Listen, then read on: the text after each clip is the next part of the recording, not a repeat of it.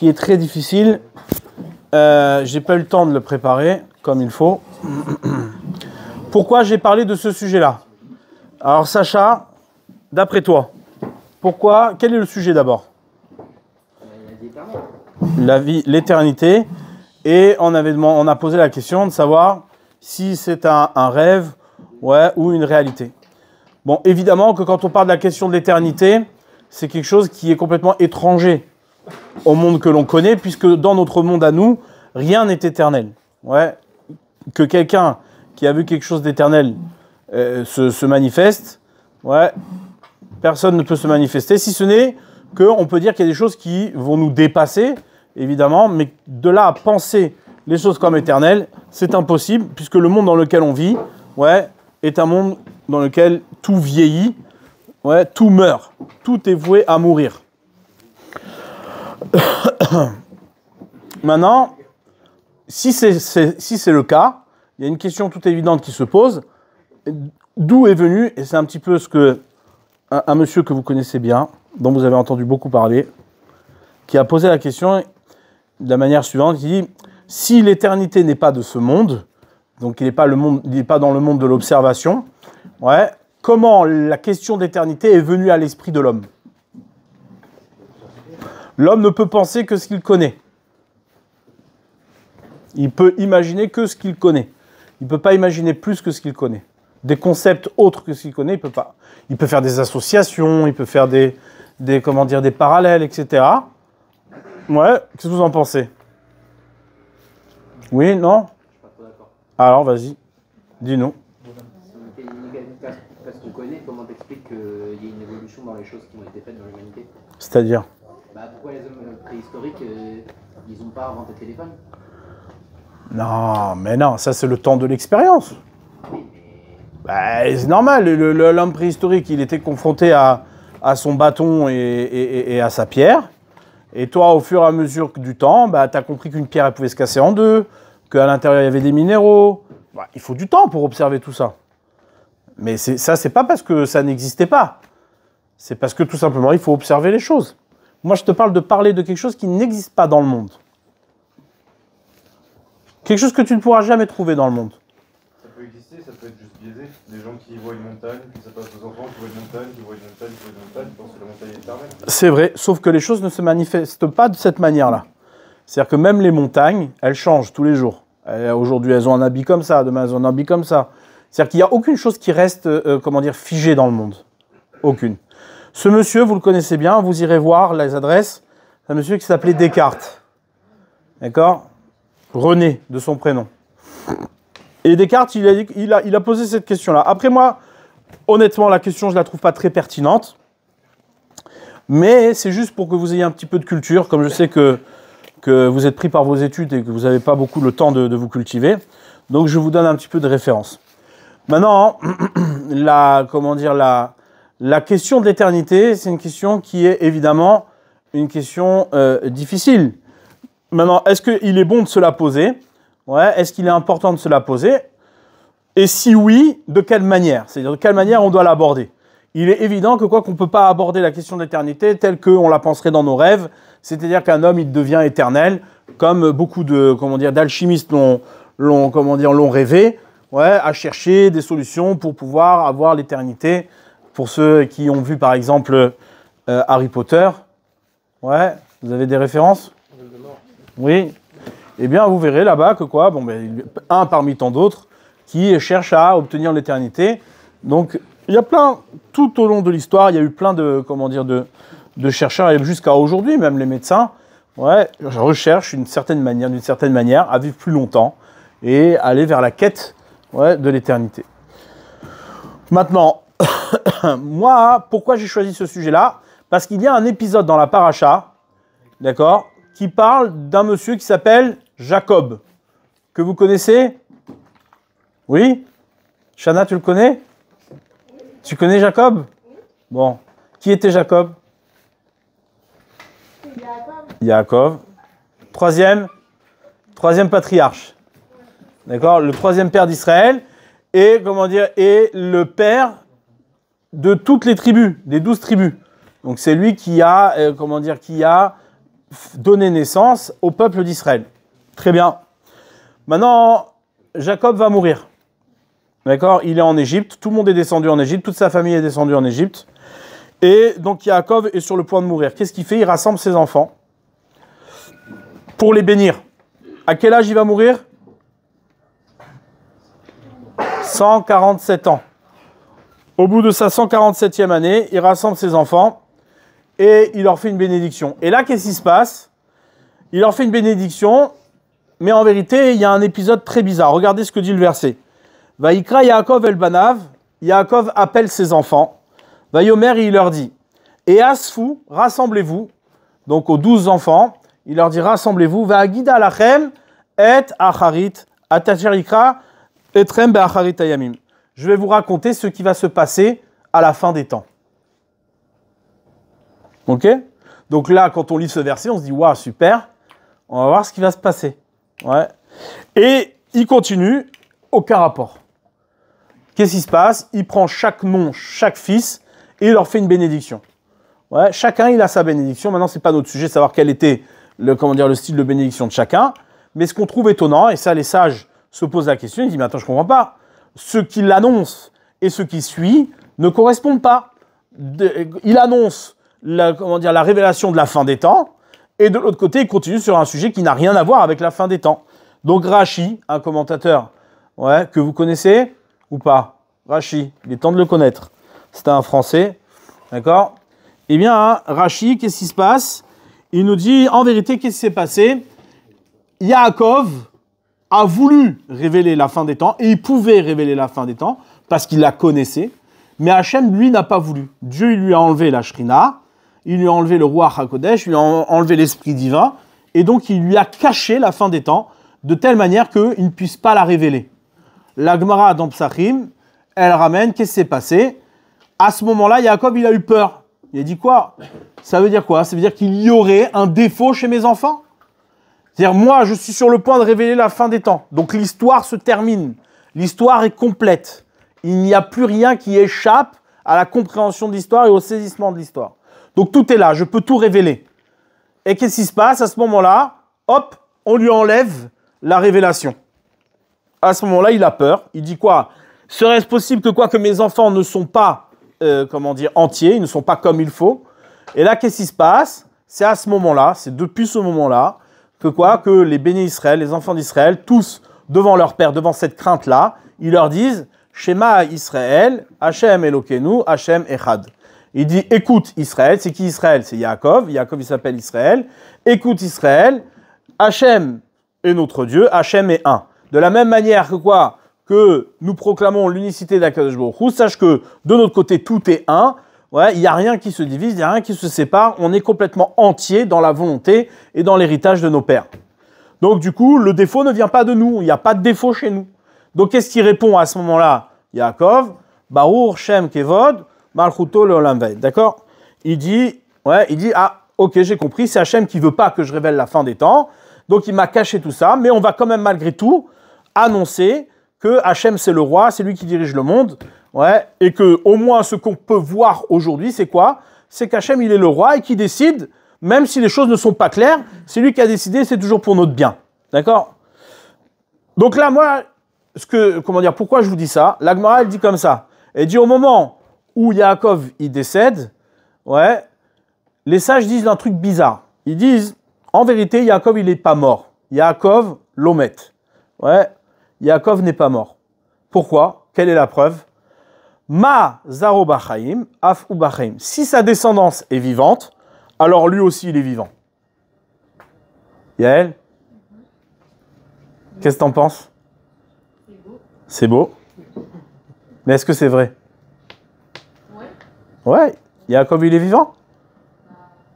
Dans sa descendance, en quelque sorte. Ouais, mais c'est symbolique. Il n'est pas vraiment vivant. Je te pose une question. Hein? Je te pose une question. Quelle différence y aurait entre Yaakov et les autres? Si le fait même que sa descendance est vivante, alors lui aussi il est vivant, alors tous ceux qui ont une descendance qui est vivante, n'importe qui est vivant. Il n'y a rien de particulier à Yaakov. Quand la Gemara va affirmer que quoi? Que Yaakov n'est pas mort, parce que sa descendance est vivante, bah, c'est pareil pour tout le monde. Donc, qu'est-ce qu'il y a d'original à dire que Yaakov n'est pas mort? Rien.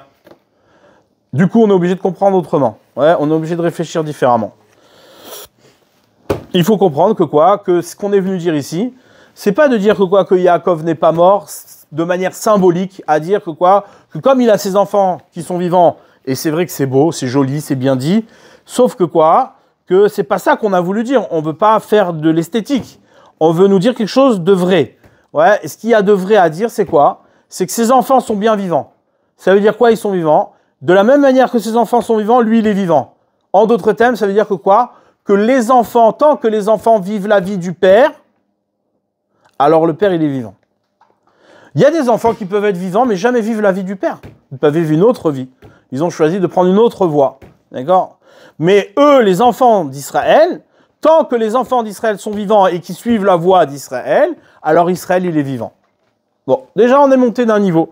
Ouais, on comprend que quoi? Que la Gemara veut nous dire qu'il y a une certaine forme d'éternité, une définition d'éternité, pas celle que, comment dire, qu'on rêve avoir, celle d'avoir l'éternité de la matière, ouais, mais il y a une certaine forme d'éternité qui est de dire que quoi? Que je peux amener ma descendance, mes fruits, ouais, à vivre ce que j'ai planté. Ouais. Ça, c'est quelque chose de très important. On va essayer d'approfondir cette idée-là.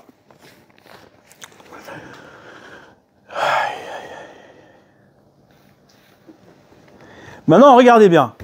Lorsque Yaakov veut révéler la fin des temps, c'est quel exercice ça? Quelqu'un qui peut révéler la fin des temps, c'est quelqu'un qui a vécu la fin des temps. D'accord? Imaginez-vous, vous êtes en... On est en combien là? 2025. On est en 2025. D'accord? Si Sacha arrive à dire que quoi? Ce qui va se passer en 2136, c'est qu'il est déjà là-bas. Il est déjà en 2136. Ouais. Tu peux le faire? Ok, on s'arrange après. Maintenant, s'il arrive à dire ce qu'il y a en 2136, c'est qu'il est déjà en 2136. Mais pourtant, il est qu'en 2025. C'est-à-dire que quelque part, Yaakov est en capacité de vivre une certaine forme d'éternité. Pourquoi? Parce que la barrière du temps ne l'empêche pas de voir ce qui va se passer demain. Pire que ça, il est capable de voir qu'est-ce qui va se passer à la fin. À la fin des temps. Ouais. C'est pas simplement une vision. C'est qu'Yaakov dit, mais attends, moi je sais ce qui se passe à la fin des temps. Ça veut dire qu'il vit déjà à la fin des temps. C'est bon? Salomé? Ouais. Du coup, il y a une certaine forme d'éternité qui est perceptible depuis le présent dans lequel on est. S'il est capable de révéler la fin des temps, c'est pas maintenant le fait qu'il va mourir ou pas ne change rien. C'est qu'il est déjà à la fin. Ouais. Donc là, ici, on est dans un épisode où Yaakov tente de révéler, en vérité, quoi? L'éternité. Il révèle que quoi? Que ce que l'on vit maintenant, c'est exactement... Depuis maintenant, c'est perceptible ce qu'on va vivre demain. Maintenant, comment on fait ça? Il y a une Mishnah qui dit la chose suivante. Ezeu Chacham, quel est l'homme intelligent? Aroé Tanolad. Celui qui voit ce qui va naître. Celui qui voit ce qui va découler de notre présent. Pourquoi la Mishnah nous dit que quoi? Qu'il est Chacham, ce type-là? Ouais, il est intelligent. Pourquoi il a besoin de nous dire qu'il est intelligent? C'est quoi la distinction ici? Elle veut nous dire que quoi? Que tu dois faire preuve d'intelligence. C'est pas simplement le fait qu'on constate qu'il est intelligent. Tu dois faire preuve d'intelligence. Et de quelle manière on fait preuve d'intelligence? C'est lorsqu'on arrive à prédire ce qui va se passer. Maintenant, on va pas chercher à prédire ce qui va se passer simplement pour impressionner la galerie. On doit prédire ce qui doit se passer de nos actes, de nos actions, de ce que l'on fait au quotidien. D'accord? Maintenant, il y a un monsieur qui s'appelle Yosef. Ouais. Yosef, c'est qui? C'est le fils de Yaakov. Yosef, c'est le fils de Yaakov. Et le nom de Yosef est un nom très particulier. Ouais. Yosef est celui qui représente... Alors là, on entame un sujet un peu compliqué. Ouais. Vous allez me suivre pendant au moins 10 minutes. Après, on relâche la pression. C'est très intéressant de voir que quoi? Que le seul canal par lequel on donne la vie, c'est le canal le plus, c'est le canal qui peut être le plus dénigré. Ouais. Il n'y en a pas d'autre. Il n'y a pas d'autre canal. C'est bizarre. Moi, j'aurais pu croire que si j'étais... Vous savez, il y a un livre qui a été écrit qui s'appelait « Si j'étais Dieu ». Ouais. Bon, c'était un monsieur qui s'imaginait qu'il pouvait être Dieu. D'accord? Mais en tous les cas, il y a un livre qui s'appelle « Si j'étais Dieu ». Maintenant, si j'étais Dieu, j'aurais fait comment, moi, pour donner la vie? Essayez de réfléchir 2 secondes. Si tu étais Dieu à vie, de quelle manière tu aurais pensé que l'homme puisse donner la vie? Par quel biais? En tout cas, est-ce que tu l'aurais fait comme on le fait aujourd'hui? C'est gênant, hein? Hein? C'est délicat. Honnêtement, moi, je ne l'aurais pas fait comme ça. J'aurais mis une distinction entre la partie animale de l'homme et la partie essentielle de l'homme. Ouais. Partie essentielle, c'est quoi? C'est son intelligence, c'est sa parole. C'est, cette dimension-là qui est complètement séparée de la partie bestiale de l'homme. Oui? Vous me suivez? J'aurais dit que quoi? Que voilà, quand tu dis une belle parole, quand tu dis des belles choses, quand tu dis des choses intelligentes, justes, équilibrées, pas au moment où tu es tenté par des choses qui peuvent complètement, détourner ton jugement, ouais. Eh bien là, tu donnes la vie. Où on peut mesurer, nous, notre éternité? Et ça, c'est la réponse à tonton Descartes. Ouais. Où c'est que l'homme a observé l'éternité dans le monde? Là où elle est très très bien cachée. Là où elle est très très bien cachée. Où c'est que l'homme observe l'éternité? L'homme, il observe l'éternité dans le fait de faire des enfants. Il n'existe pas de génération qui s'interrompt. Chaque génération peut produire. Tant que ça se fait, ouais, c'est-à-dire que l'homme a en lui la possibilité de transmettre. Il a en lui la possibilité de faire des enfants et de donner vie. Le fait d'avoir le pouvoir de donner la vie, c'est en soi un témoignage d'éternité. Sinon, tu ne pourrais pas donner la vie. En quoi tu es propriétaire de la vie? Qu'est-ce qui fait que tu puisses donner la vie? Alors moi, je me serais imaginé que le seul témoignage de l'éternité dans le monde ne passe pas par les choses les plus bestiales qui existent chez l'homme. Ça ne devrait pas passer par là, ça devrait passer par quelque chose qui est essentiellement détaché de toute matérialité et encore plus, détaché de tout piège de mortalité. Oui ou non? C'est bon, vous êtes avec moi? Ça fait que 3 minutes qu'on réfléchit pour l'instant. Ouais? Il reste encore 7 minutes.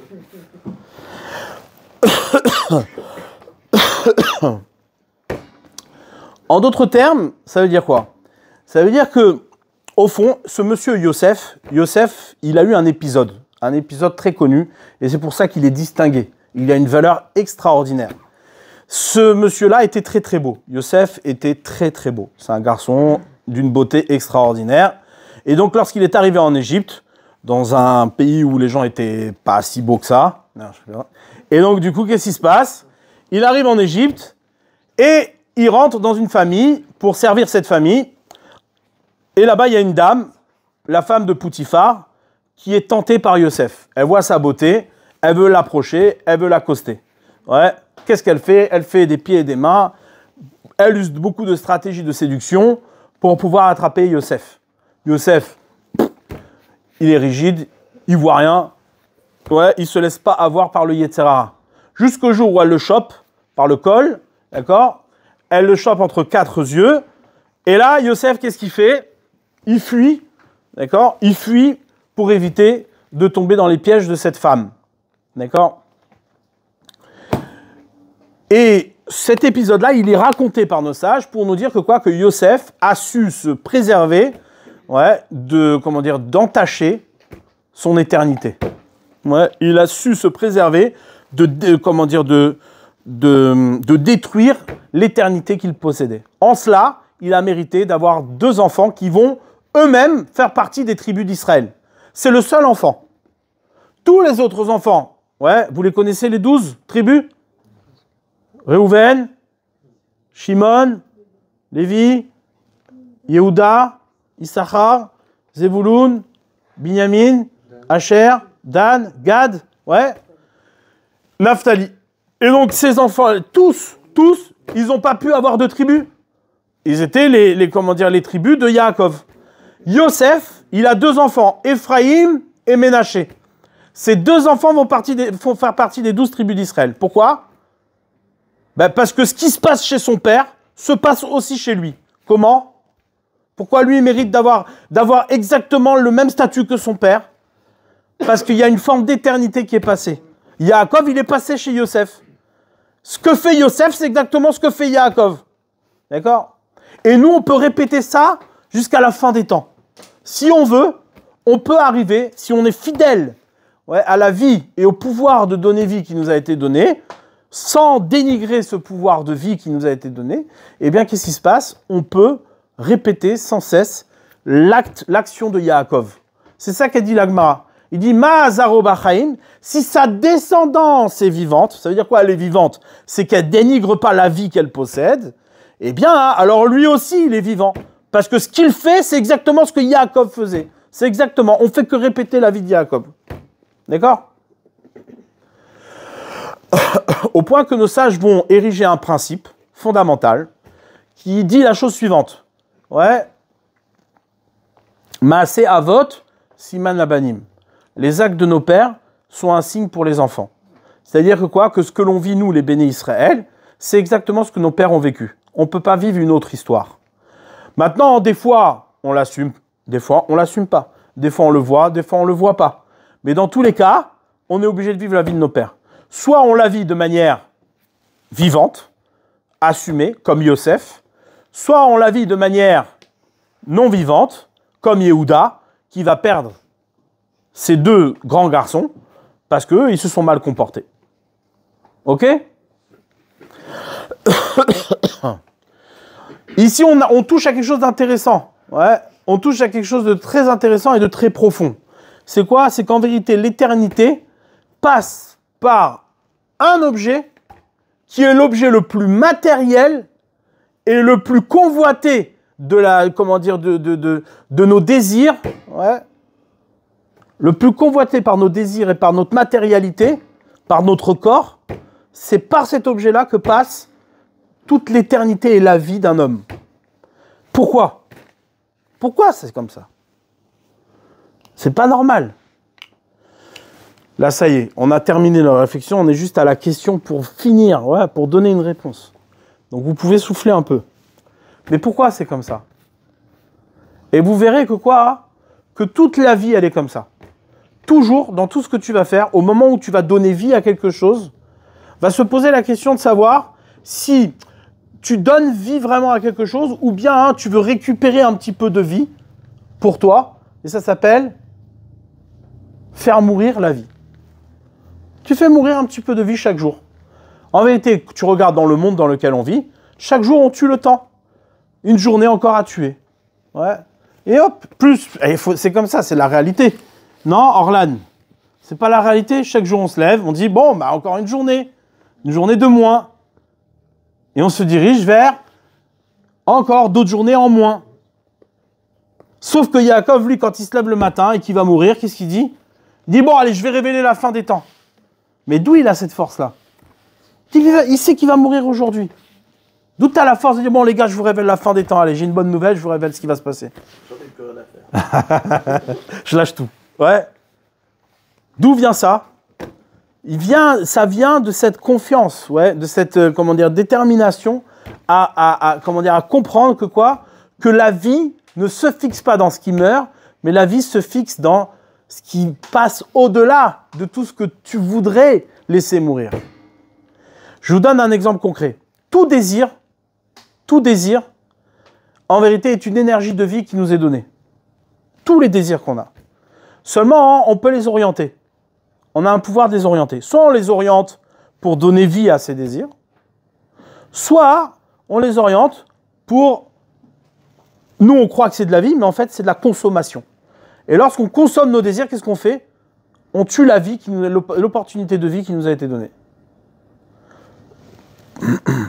C'est pour ça que Hachem, il a fait que quoi? Que le seul canal de vie et d'éternité qui existe dans le monde passe par le canal le plus matériel qui existe. Le plus bas, le plus matériel, le plus dénigré, le plus dénigrant, le plus... Ouais. Il y a le monde, il vit au rythme de ce canal dans ce qui normalement devrait être sacré, dans ce qui normalement devrait être, comment dire, un sanctuaire.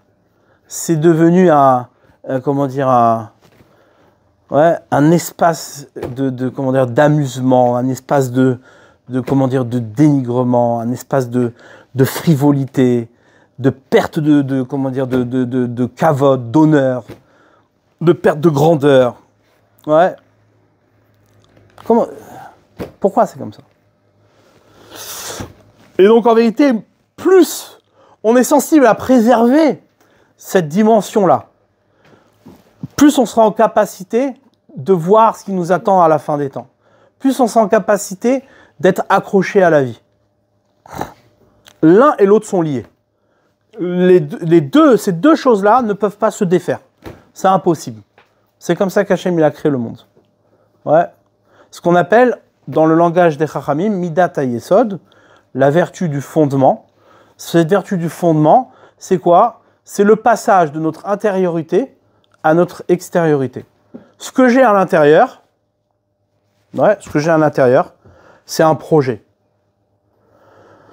Ce projet-là, je le projette à l'extérieur. Ouais, pour qu'il prenne forme dans le monde dans lequel on est et qu'il puisse être vivant. Maintenant, pour que ce projet-là soit vivant, il faut qu'il puisse vivre à l'identique du projet que j'ai pensé. Mazaro Bachaim, de la même manière que sa descendance elle est vivante, alors lui aussi il est vivant. En vérité, notre rôle à nous, c'est de donner vie à Yaakov. C'est de faire vivre Yaakov. C'est ça, en vérité, chaque jour, on s'attelle à mettre en place un modèle d'éternité. C'est pour cela, et je vais vous révéler un petit secret, je ne sais pas si vous le comprendrez aujourd'hui, mais en tout cas, ça vous fera peut-être réfléchir. Dans cette paracha, on assiste à l'embaumement de Yaakov. Vous savez que quoi, qu'on n'a pas le droit d'embaumer un corps. Ouais, nous, chez nous, c'est interdit. Le corps, c'est sacré. Pour cette même raison. Ouais. Le corps est sacré. On doit l'enterrer, d'accord? On doit l'honorer, on doit l'enterrer, on doit le préserver, d'accord? Maintenant, de la meilleure manière qui soit. Maintenant, eux, qu'est-ce qu'ils faisaient? Les Égyptiens, à cette époque-là, ouais, ils embaumaient les corps. Ils avaient une forme justement, à cause de cette raison-là. C'est-à-dire, ils voulaient, justement, que le corps soit préservé, matériellement parlant, de manière à ce qu'il y ait une forme d'éternité qui s'inscrive dans le chemin du passage entre la vie et la mort, etc. Bref, peu importe, on n'est pas égyptien, grâce à Dieu. Maintenant, Yaakov, qu'est-ce qu'il a fait? Ouais, Yaakov, on lui a rien demandé. Ils sont en Égypte, ils doivent respecter les lois de l'Égypte. Donc, il a été embaumé. Ouais, pendant 70 jours, il y a eu 40 jours, ouais, où ils l'ont embaumé, ils ont fait toute une cérémonie. Et 30 jours, ils ont pris le deuil. Ça veut dire, en tout, il est resté 70 jours. Vous imaginez combien c'est long? 70 jours en Égypte. Après ces 70 jours qu'il est parti d'Égypte, ils l'ont ramené où? En Israël. Yosef, qui était le prince d'Égypte, ouais, il a demandé à Pharaon, son ami, son proche, il dit, écoute, on va honorer mon père, on va l'enterrer à Marata Marpella, à Hebron, dans la grotte de Marpella, à côté de ses pères. Donc, qu'est-ce qui s'est passé? Ils ont fait le voyage jusqu'à, Canaan, et là-bas, ils ont enterré Yaakov. Mais en arrivant là-bas, ils ont attendu 7 jours pour faire un deuil de 7 jours avant de l'enterrer. Donc, ils ont enterré Yaakov. Imaginez le temps qui s'est passé où Yaakov, il est resté comme ça. Ouais. Pour quelle raison Yaakov, il doit être embaumé? Alors, je vous révèle un petit secret, d'accord? Sur le principe que nous devons vivre, ouais, nous vivons la vie de nos pères. C'est-à-dire que nous, on vit exactement ce qui s'est passé avec nos pères, c'est exactement ce qui doit se passer avec nous. C'est marqué que quoi? Que chaque chose que les pères, ils ont vécu, ben nous, on le vit à l'échelle collective, évidemment. Ouais, parce que de toute façon, ce que l'on vit, c'est la vie de nos pères. Et on est censé faire vivre Yaakov. Yaakov, il est retourné en terre d'Israël, embaumé. Embaumé. Ça veut dire quoi, embaumé? C'est-à-dire que son corps, il était complètement, comment dire, enfermé. Il était complètement enfermé par un rituel égyptien. Il revient de l'exil. Ce corps revient de l'exil. Il revient de l'exil sur la terre de Canaan, sur la terre d'Israël. Dans son retour à la fin des temps, et c'est ça que Yaakov il a voulu révéler à ses enfants, sauf qu'il n'a pas pu. Ouais. Hachem lui a enlevé. Nous, modestement, avec le temps qui s'est écoulé, on peut peut-être dire certaines choses. Dans tous les cas, Yaakov, il voulait leur montrer à leurs enfants que quoi? Qu'il y avait une fin. Il y a une bonne fin de l'histoire. Ouais, une bonne fin de l'histoire. Même si au milieu, il y a beaucoup de choses qui sont pas bonnes, il y a une bonne fin de l'histoire. Seulement, Hachem, il a dit non, non, tu ne révèles pas. Tu n'as pas le droit de révéler la bonne fin de l'histoire. Pourquoi? Parce que si tu révèles la bonne fin de l'histoire, eh bien, ils ne vont jamais faire d'efforts pour s'en sortir. Ils vont dire, bon, de toute façon, t'inquiète pas, à la fin, ça ira, on sait comment ça se passe. Donc, ils ne vont pas faire d'efforts. Donc, tu n'as pas le droit de révéler. Ouais. En d'autres termes, ce qu'il a fait, Akadosh Baruch Hu, il a fait que quoi? Que Yaakov, son corps, il est complètement embaumé. Il revient avec un corps égyptien par-dessus son propre corps. Le corps d'Israël, ouais, il est complètement endormi. Il est complètement séparé, ouais, et il est complètement piégé par la matière. C'est-à-dire qu'au point que quoi? Qu'il a beaucoup de difficultés à donner vie. Beaucoup de difficultés à donner vie. Ouais. Le peuple d'Israël a beaucoup de difficultés aujourd'hui, encore plus que dans d'autres périodes. Il a beaucoup de difficultés à montrer, ouais, à révéler et à continuer la vie des pères. À donner vie à son projet. Pour cette raison-là. Ouais, pour cette raison-là. Pourquoi? Parce que là, aujourd'hui, notre responsabilité, ouais, c'est de revenir à cette capacité à donner vie à partir de notre corps, à partir de notre propre corps. Et là, c'est là où il est le secret. Comme c'est marqué, Yeshaya, qui était un prophète, Isaïe dit « Umi Bessari echeze Eloka » de ma chair, je vois Dieu. Nous, on est persuadés que quoi? Que Dieu, on le voit dans notre esprit, dans notre sagesse, dans notre foi, dans nos émotions, dans nos sentiments. C'est totalement faux. Ouais. Hachem, on le voit dans le respect de notre corps. Si ton corps, il est respecté, si ton corps, il est à la juste valeur, il est au rythme de ta spiritualité, alors à ce moment-là, Hachem, il est présent. Hachem, il réside parmi nous. Il faut donner de la vie à ton corps. Ouais. Mais si ton corps, c'est juste un élément qui gigote, ouais, vous savez, une fois, c'est-à-dire, imaginez-vous, ouais, vous avez un petit lézard. Vous connaissez les lézards? Quelqu'un a déjà vu un lézard? Bon. Maintenant, imaginez-vous, vous n'avez jamais vu de lézard de votre vie. Je coupe la queue d'un lézard et je vous le jette devant vous. Qu'est-ce qui fait la queue du lézard? D'accord? Tu n'as jamais vu de lézard, mais tu vois un truc qui bouge. Tu dis, waouh, c'est quoi cette bête? Tu es persuadé qu'il est vivant.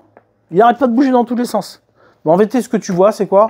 C'est un morceau de corps mort. C'est ça que tu vois. Maintenant, toi, tu ne sais pas qu'il provient d'un lézard. Et tu ne sais pas qu'il provient d'un être vivant. Tu vois juste un truc qui gigote. Donc, quand tu le vois gigoter, qu'est-ce que tu passes? Tu dis, bon, c'est vivant. En réalité, c'est ce qu'on fait, nous. Aujourd'hui, on ne fait que gigoter. Et tu crois que tu es vivant. Ouais, tu crois que c'est vivant. Tu appuies sur un bouton, ça marche. Ouais. Ah, t'as vu? Ça crée des émotions, ça crée des... Ouais, le type, il regarde un film, il a des émotions, il a des trucs. Ça s'appelle gigoter. Ça peut pas être vivant, ça. Ouais. C'est comme la queue du lézard. Ouais. Et donc, ce que la Torah elle vient nous dire ici, c'est quoi? C'est qu'en vérité, à la fin des temps, on va être confronté à cette problématique-là. On va être enfermé, on va être complètement embaumé. Parce qu'on va nous faire, croire qu'on a un autre corps que le nôtre. On possède un autre corps que le nôtre. Et nous, on doit retrouver nos corps. Notre travail à nous aujourd'hui, c'est de retrouver notre propre corps. Respecter son corps. Israël, il respecte son corps.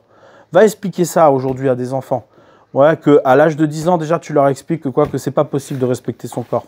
Ça fait partie de la nature, c'est normal. Tu comprends, tu sais, c'est la logique. Mais non, personne ne peut échapper à ça, c'est normal, ça fait partie de la nature. Ouais, va expliquer. Alors ça, c'est le corps égyptien, ça. Ce corps égyptien, oui, c'est vrai, tu as raison. Celui-là, il est piégé. Mais le corps d'Israël, c'est pas qu'il peut, c'est qu'il est. C'est comme ça qu'il est fait. Il est kadosh, il est saint, il est sacré. Et c'est par là que passe la vie. Et que si on rééduque nos corps à la kedusha, alors on peut reconstituer une véritable spiritualité. Mais l'erreur que l'on fait aujourd'hui, c'est de vouloir construire une spiritualité à partir de notre esprit, à partir de notre intelligence, à partir de, de concepts, extraordinaires, soit de simra, de joie, soit de, de bonnes vertus, de chesed, de générosité, tout ça, des belles choses. Mais ton corps, tu le respectes? Est-ce que ton corps, tu le respectes? Tu as des gens qui sont très très généreux, mais qui ne respectent pas leur corps. Et non seulement ils ne respectent pas leur corps, mais ils ne respectent pas le corps des autres. C'est là-dessus qu'il faut s'axer. C'est là-dessus qu'il faut... Tu as le droit, oui, c'est vrai, c'est bien, tu es généreux. Tu es un homme bien, tu es généreux. Mais tu respectes ton corps? Non. Bah, ça vaut rien. Ça vaut rien. Si tu ne peux pas donner vie à ce que tu fais, ça sert à quoi? Ta générosité, tu la vis que pour toi? Non, tu dois la transmettre, tu dois la faire vivre à l'autre. L'autre, il doit aussi prendre responsabilité de ce que tu fais. Comment tu fais pour transmettre? Comment tu fais pour engendrer? Engendrer, ça ne se fait que par le biais du respect du corps. Ouais. C'est pour ça que la Torah, elle attache énormément d'importance au respect du corps, à faire attention de ne pas dénigrer son corps. Les tatouages, les piercings, tout ça. Il faut respecter son corps. Un corps, c'est sacré, c'est kadosh, c'est pas un jeu. Ouais, c'est quelque chose qu'il faut mettre en valeur, qu'il faut respecter. Ouais. Tov, je ne vais pas être plus long. Je voulais juste vous transmettre l'idée d'éternité. Juste recentrez-vous sur cette idée-là, même si vous n'avez rien compris à tout ce que j'ai dit. Au moins juste retenir ça. Combien c'est incroyable de voir que le seul canal par lequel la vie nous est donnée, et la seule manière qu'on a de répondre à la réponse de Descartes, qui était quand même un homme intelligent, ouais, c'est de voir que l'homme a pensé l'éternité par le simple fait qu'il donne l'éternité. C'est lui qui le donne. Mais par quoi? Matériellement. C'est pour ça qu'il est bien caché. Là où tu es, où ta vie elle est très courte, où elle est vécue de manière très courte, c'est là-bas où la vie elle est la plus longue. Là où les gens jouent avec leur vie de manière très courte pour des plaisirs instantanés, c'est là-bas où l'éternité se joue. Et c'est proportionnel. Ouais, c'est proportionnel. Donc ça donne à réfléchir. Au moins, vous partez avec cette idée-là.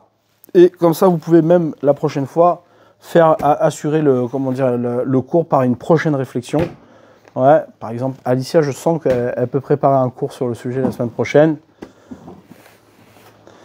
Tov, chazak ou